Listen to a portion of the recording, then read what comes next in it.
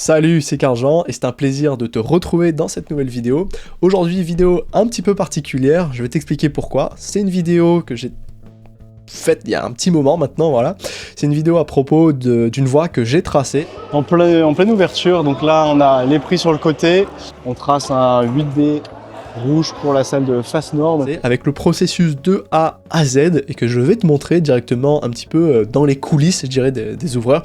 Donc si tu veux, en fait, j'ai demandé à un de mes collègues l'autorisation de le filmer et surtout de l'accompagner une journée avec lui pour tracer un 8B rouge dans une salle, donc la salle où je travaille à face nord. Donc il m'a gentiment dit oui pour pouvoir le filmer, mais surtout essayer de présenter un petit peu son métier. Donc j'ai essayé en fait de tracer avec lui en immersion et on a tracé ensemble cette voie.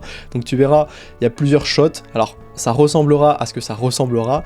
Ça a été difficile de filmer, tu te doutes bien que dans le baudrier, avec le matériel, tout ça, enfin la caméra c'était pas possible, donc la caméra je l'ai mise plutôt au sol, donc tout ce qui est au sol j'ai essayé de le filmer avec le GH5, et puis dès qu'on est monté sur le mur, parce qu'on n'a pas fait ça à la nacelle, elle était pas disponible, putain, franchement, mon dos s'en souvient encore, on a refait ça sur corde à deux, dans les dévers, et c'était tellement dur, enfin physiquement c'est assez éprouvant, et je regrette de pas avoir eu la nacelle, mais bon, c'était pas grave. J'étais content de faire ça avec lui. Donc ça nous a pris vraiment la journée à faire. Je pense qu'on a dû passer. On a commencé certainement à 9h30 pour finir vers 16h, avec évidemment une petite pause pour manger.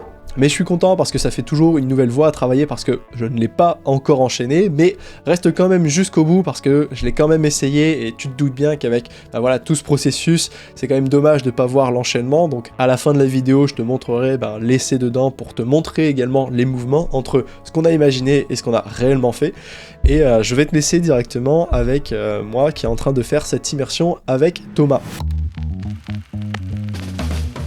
Donc là ici tu peux voir en fait l'espace de la salle, à quoi est-ce qu'elle ressemble. Donc tu as un mur ici de 15 mètres à peu près, 15 mètres de développé en hauteur.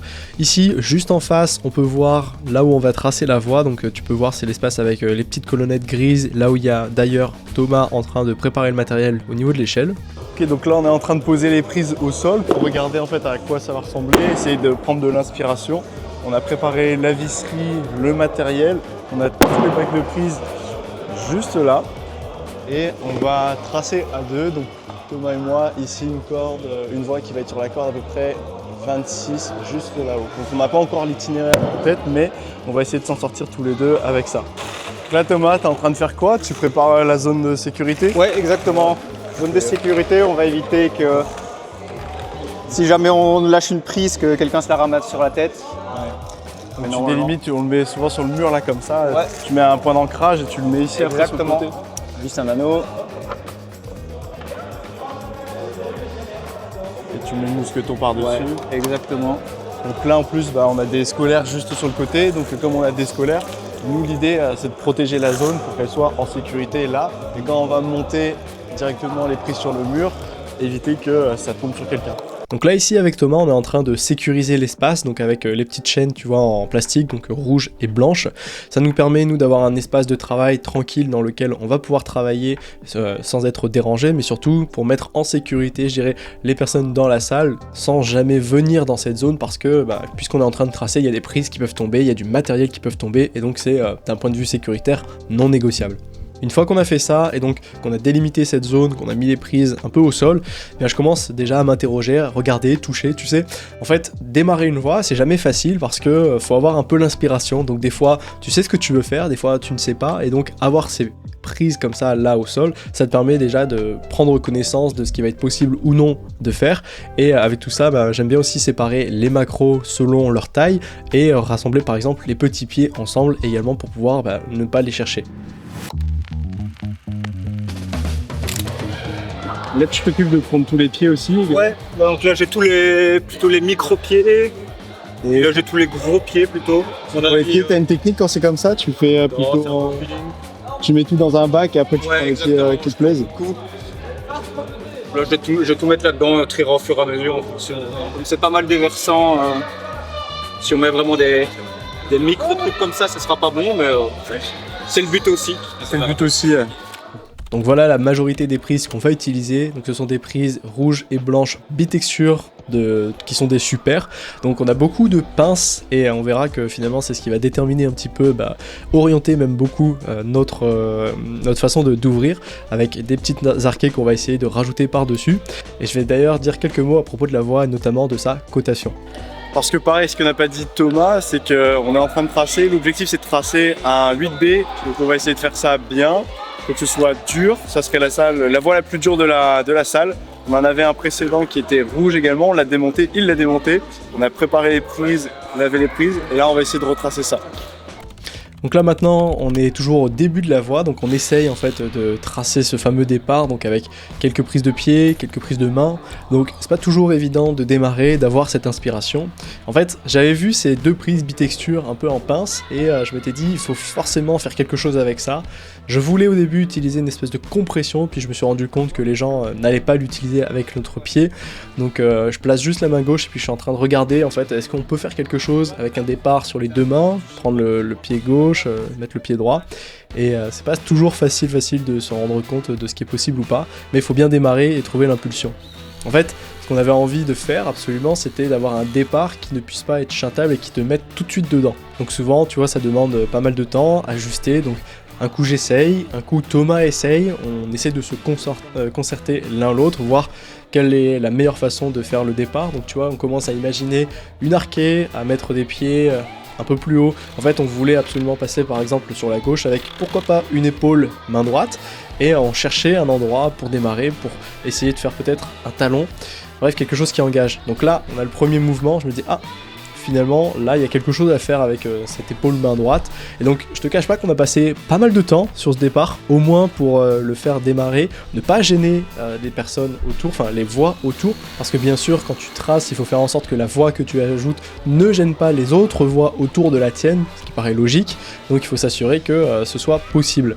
Donc finalement avec Thomas on arrive à faire notre petit bonhomme de chemin en se mettant pour objectif de ne placer que des pieds assez exigeants, donc que des micros vissés, et puis de partir sur un mouvement avec une inversée que je vais te montrer par la suite. C'est pour ça que je pense que si on peut avoir une inversée, à ce moment-là, en fait, si on fait le changement de pied en bas, clairement, on peut mettre une inver plutôt qu'une bonne. Ouais, je veux regarder ce que ça rend, ce que ça donne. Ouais, pour l'instant. Ouais. Non, en fait l'inverse, il faut qu'elle soit juste terrible parce que en fait t'es en tension là, tu veux recréer de la tension, il nous faut une inversée.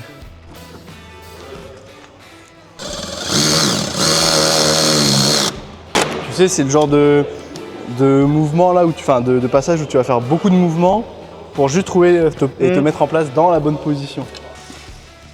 Et là t'es obligé. Ouais, là t'as envie. Voilà, c'est ce que je voulais. Comme ça, ta main gauche, t'es obligé de le pied, t'es obligé de le croiser. On a l'idée de mettre une macro plus ou moins main gauche ici pour pouvoir repartir main droite sur le côté, parce que ça, c'est trop facile si on peut permettre d'aller directement à droite. Qu'on aimerait retravailler l'inversé ici pour aller chercher cette macro, et pourquoi pas mettre une contrepointe ou la talonner. Donc on va regarder. Ah, merde.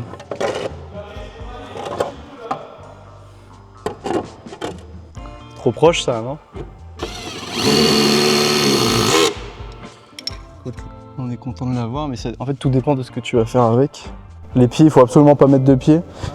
Donc là, je me mets à essayer les mouvements, aller voir pour aller prendre la main gauche avec un pied, et je me rends compte que la main gauche est trop bonne, si tu veux, pour la difficulté de la voie. Il faut que ce soit un petit peu plus dur, donc il faut changer ça. Ouais, là, c'est pas la même affaire.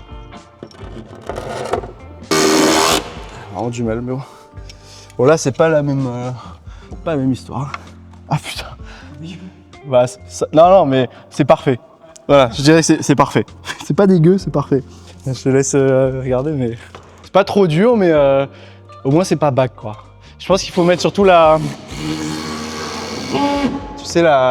gauche. Ouais. Donc après s'être concertés tous les deux sur la suite des mouvements, on a commencé à placer les prises suivantes, donc notamment tu vois une petite arquée là, ce qu'il est en train de placer Thomas, donc on savait pas si on allait mettre ça plutôt sur la gauche ou sur la droite pour pouvoir rendre le mouvement un peu difficile. Je pense qu'à la base moi je voulais le mettre plutôt sur la gauche et puis on a fini par le mettre sur la droite pour avoir une véritable main droite, une bonne arquée en fait, voilà comme il est en train de le placer. Et puis on a commencé à faire les tests, tu sais, pour se rendre compte de la difficulté des mouvements, est-ce que c'était difficile ou non. Donc là encore, je suis encore en basket parce que c'est quand même beaucoup plus facile, je dirais, pour tester les mouvements, enfin c'est plus confort. Souvent quand c'est comme ça et que tu mets des micro-pieds, des micro-gratons, tu utilises d'autres pieds, donc c'est pas vraiment les pieds de la salle, mais tu vois là je testais et je me rends compte que finalement ça allait faire. Putain ouais c'est bien. T'es obligé de mettre les deux mains pour remonter le pied, mais alors du coup celui-là un peu trop haut pour aller... ou la prise trop basse, je sais pas exactement, mais quitte à... On met juste un petit pied pour mettre la lolotte là, ça marche super et t'es obligé de ramener, fermer et après t'es sur les pieds, tu déclenches.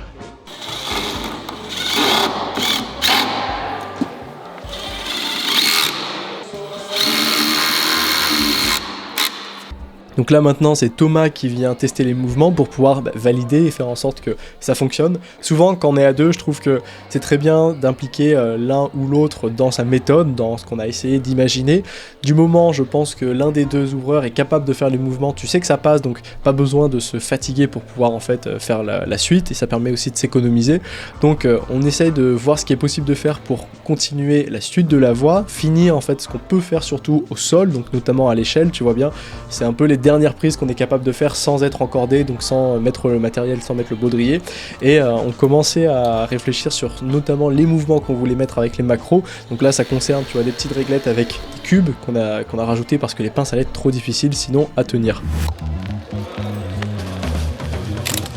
Bon alors là ce qu'on est en train de faire c'est essayer de caler le début parce qu'il y a beaucoup de prises sur le mur, donc on ne sait pas exactement comment est-ce qu'on va s'en sortir pour mettre les macros. Donc on a besoin de monter un petit peu plus haut dans le mur pour libérer un peu de place.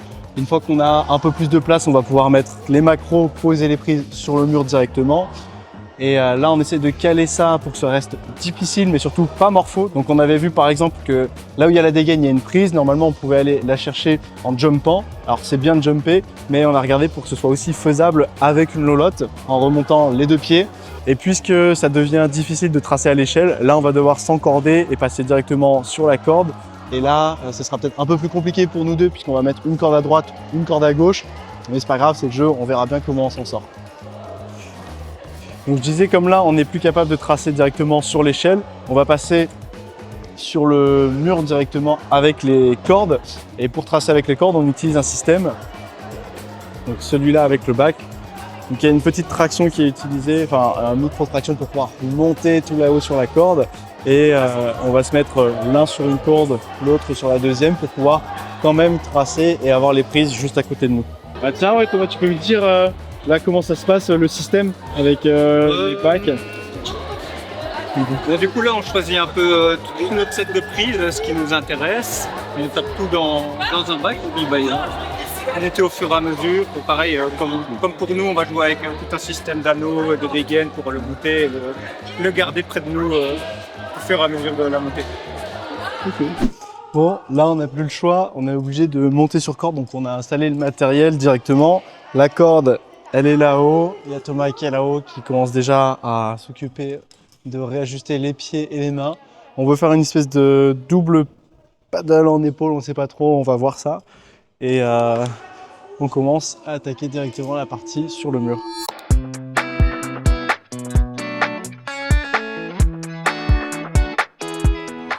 Ici on est en train de réajuster la hauteur des prises parce que c'est un peu trop loin, on veut faire une espèce de jeté en double épaule, mais on ne veut pas éliminer les plus petits. Et donc il vaut mieux que l'arrivée soit exigeante mais que le jump soit pas si impressionnant. De toute façon le jump est obligatoire, mais si on peut rendre le mouvement difficile juste parce que c'est l'arrivée qui est difficile et pas le jeter, ça permet de permettre à tout le monde de faire le mouvement et c'est plutôt ce qu'on veut.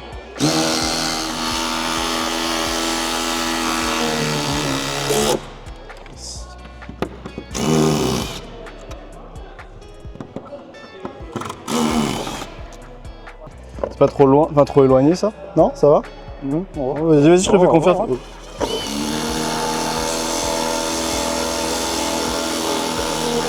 Je sais pas si c'est le bois ou on dirait qu'elle est fatiguée.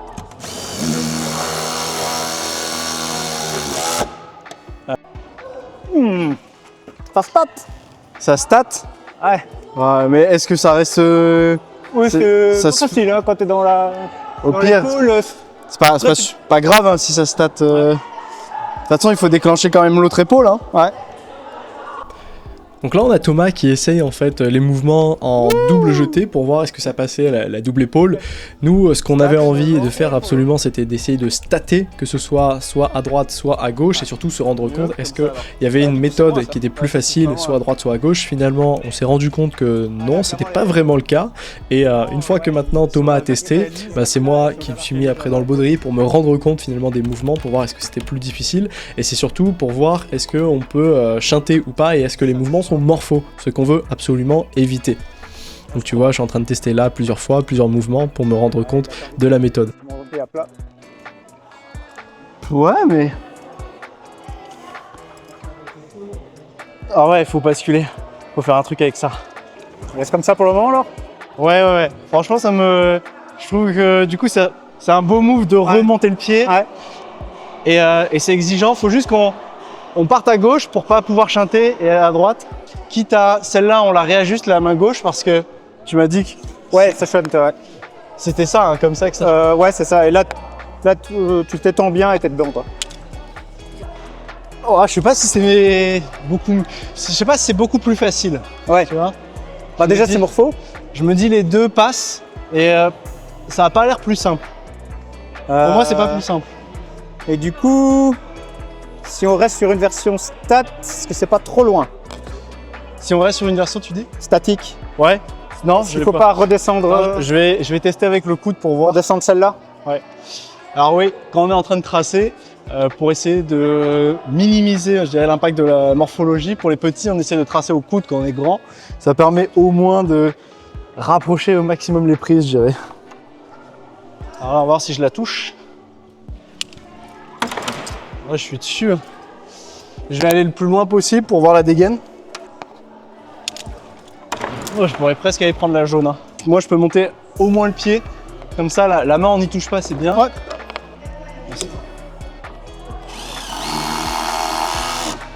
Et peut-être que j'ajusterai la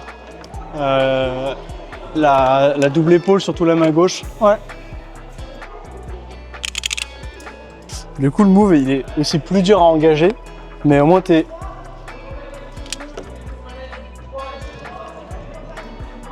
Ouais, et ça devient plus facile du coup après. C'est bien. Je pense que ça récompense que si on chante.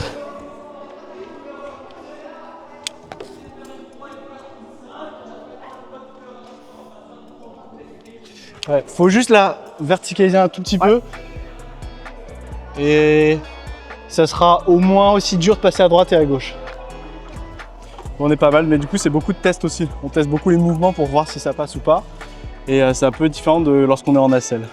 Donc là, on a calé le mouvement double épaule. On a l'épaule droite qui se fait statique. On a l'épaule main gauche. On ramène là-dessus. On prend épaule gauche là. On monte le pied là où il y a le pied droit de Thomas. Arqué qu'il faut un peu péter mais qui se fait vraiment bien. Et on retravaille ça en inversé. Le but du jeu là, c'est qu'on essaie de valoriser cette prise, soit avec un talon à l'intérieur, soit avec une contrepointe ou quelque chose, on verra, pour essayer de bien l'exploiter. Sinon, dans le pire des cas, on la laissera comme ça, mais là, on est pas mal. Il faudra mettre une bonne prise ou quelque chose ici. Tu veux essayer le mouvement une fois? On va voir si ça te va. Si on part peut-être. Je vais me décaler, je te laisse la place. Ouais.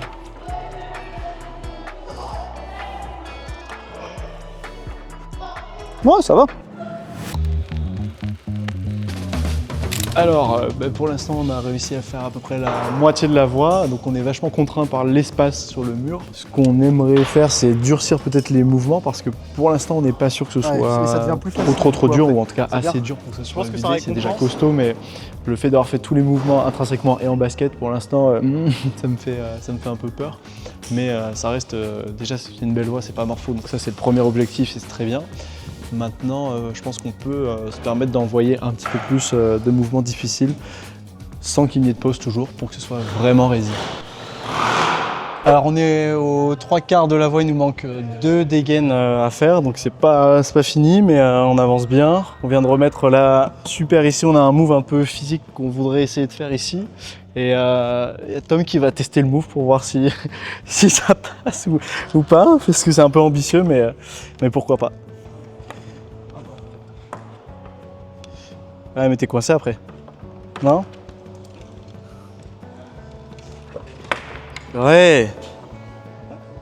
Et avec le talon, tu crois que ça passe? Non, tu relances main droite tout de suite. Je sais pas. On a envie de relancer. Ouais, bon, on mettra une prise. Mais du coup, ça va. Ouais. Pas trop. C'est engageant, mais t'arrives, tu te fais pas embarquer. Yes, bah trop bien.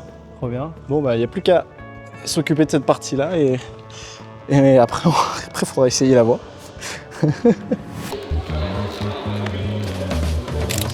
Bon, on a quasiment terminé la voie, il nous manque 2 dégaines, donc on est vraiment sur la fin. On vient de redescendre parce qu'on était trop chargé. Et là, on met les dernières prises nécessaires. Donc on fait un tri, on va essayer de mettre les plus belles, celles qu'on ne pouvait pas mettre au début parce qu'il n'y avait pas assez de place. Et on va terminer certainement en 26 là-haut sur les deux volumes bleus.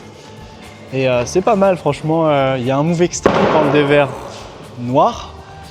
Et je pense que on est pas mal dans le 8B. Alors, j'ai un doute encore sur le passage parce que là on était en basket, donc je vais peut-être essayer avec les chaussons à voir pour caler ça, mais tout le reste se fait très bien. Et après il n'y aura plus qu'à tester la voie, mais je pense qu'on a bien bossé.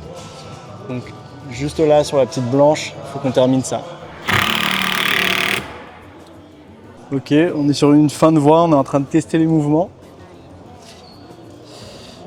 Allez. Ouais, les petits ils monteront le pied de toute façon, quoi qu'il arrive. Okay. Mais t'es obligé de remonter à... En fait, t'es obligé de remonter, quoi, non? Ton pied gauche. Et il est trop loin, ça. Ça, c'est trop loin, ton pied. Ouais. Faut la bouger un petit peu. Ça chante pas, hein. On est là. Enfin, t'es obligé de toute façon de monter, quoi qu'il arrive, les pieds. Non, mais je pense qu'on est bon, là. De toute façon, tu peux pas arriver autrement que de là à là, hein. Je ne vois pas quelqu'un qui mettrait la main gauche là-dessus. Ouais. Donc tu étais bien content de faire ça. Et après, si tu es grand, tu gardes le pied en bas comme tu as fait. Soit après tu le remontes plutôt là, mais on est bon. Il y a juste le pied à droite ici à remonter, ouais. On est sur la fin de la voie. Il n'y a plus qu'à tester le seul mouvement qui nous paraît un peu difficile. On a grosso modo 2 arquets à mettre juste ici. Une fois qu'on a mis les 2 arquets, on remettra peut-être un pied plus bas, le pied en AD là, pour jeter et terminer là-haut. Il ne manque vraiment pas grand-chose et après on ira tester la voie dans son ensemble. Bon, ça y est, je pense qu'on a terminé la voie. On a posé le bac de fin juste ici. On est en train de mettre les derniers pieds pour ajuster et que ce soit possible pour tout le monde. C'est déjà possible là pour les 1m80. Maintenant, on aimerait que ce soit aussi possible pour ceux qui sont un tout petit peu plus petits. Donc, on prend normalement cette petite arquée là, main gauche, et on vient en fait envoyer main droite, main gauche là-dessus, et on clip le relais juste ici. L'avant-dernière dégaine est là, et si on a fait notre taf, ça c'est un croisé, première main gauche, main droite, arqué main gauche, et on envoie les 2 mains là-dessus. Donc c'est pas évident, c'est pas du tout facile, et maintenant il va falloir après la grimper et tester ça. À mon avis, c'est vraiment dur. Ok, bah on est sur la fin de l'ouverture, on est en train de ranger là les prises. Mine de rien, il faut qu'on range tout ça. On a fait ça bien. On verra tout là-haut ce que ça donne, mais on a bien travaillé. Donc ça c'est aussi la partie peut-être moins drôle, mais faut ranger parce que mine de rien, on n'est pas tout seul dans la salle. Ok, bon, on a terminé la séance, on vient de terminer de finir l'ouverture. C'était assez long, mais ça fait surtout mal dans le dévers, ça casse. Ça fait longtemps que j'avais pas tracé simplement sans utiliser de nacelle, donc sur corde. On a fait ça bien à 2, normalement il n'y a aucun ajustement à faire. Je suis plutôt content. Au niveau de la cotation, on est largement sur du 8B. Je vais aller essayer ça bien sûr, mais au niveau de la peau, c'est chaud, mais assez content de moi. Donc là, on a terminé de ranger. Je vais essayer la voie, je pourrais peut-être pas filmer comme ça, on verra bien. Et s'il y a un enchaînement, on mettra la vidéo. S'il n'y a pas d'enchaînement, c'est pas grave, je mettrai les essais. En tout cas, très content d'avoir fait ça. Alors, maintenant, pour boucler la boucle et terminer, je dirais, le processus, tu te doutes bien que je ne vais pas te laisser comme ça sans te montrer, voilà, l'enchaînement, essayer de te montrer à quoi ressemble la voix une fois qu'elle a été tracée. Donc, il s'est passé bien, franchement, bien 4 semaines entre le moment où la voix a été tracée, le moment où je l'ai essayé et où j'ai tenté l'enchaînement. Je vais te montrer ici donc un essai pour que tu puisses voir finalement entre ce qu'on a tracé et ce que j'ai réalisé, est-ce que j'ai réellement fait beaucoup de modifications. Alors pour le coup moi je n'ai pas fait de modifications. On a simplement quelques prises qui ont été rajoutées pour les petits, notamment une petite pince, une petite arquée qui se prend du coup en pince avec le pied au début de la voix. Et au niveau de la cotation, donc on est sur un 8B solide, peut-être 8B+, je sais pas exactement, je saurais pas dire, mais le 8B+, n'est pas volé je pense à mon avis. Donc pour la voix, j'ai eu la chance d'être filmé durant l'un de mes derniers essais dans cette voix, donc on va regarder ça ensemble et on va faire en même temps un petit commentaire. Je me place juste devant la vidéo, 3, 2, 1, go. Donc tu verras, ça va aller certainement très très vite parce que déjà là je commençais bien à connaître cette voix. Je prends donc ici la pince main droite main gauche et je me mets en lolotte. Ça c'est un des crux de la voix, intrinsèquement c'est assez dur, c'est pour ça qu'on le fait au tout début de la voix. La voix est grimpable en tête, donc ça je suis assez content là-dessus. Finalement on envoie ici main droite et main gauche sur 2 petites arquées, on vient remonter les pieds très hauts, et ce mouvement, tu te souviens qu'on a passé beaucoup de temps à caler en double épaule, mais finalement on est bien content, ça ne passe pas en double épaule comme je le voulais, ça passe statique épaule main droite ou épaule main gauche au choix. Ici il faut ramener les 2 mains, aller chercher, tu verras une bonne épaule, donc c'est un gros mouvement là où il faut quand même bien se coller et être vissé, collé au mur.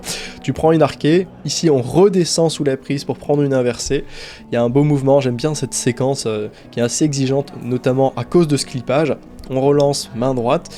Ici, normalement on peut perdre les pieds, il y a un beau gainage à avoir, c'est un peu un mouvement prise de décision. L'épaule est vraiment infâme, heureusement on a un pied à visser et on arrive sur une première arquée.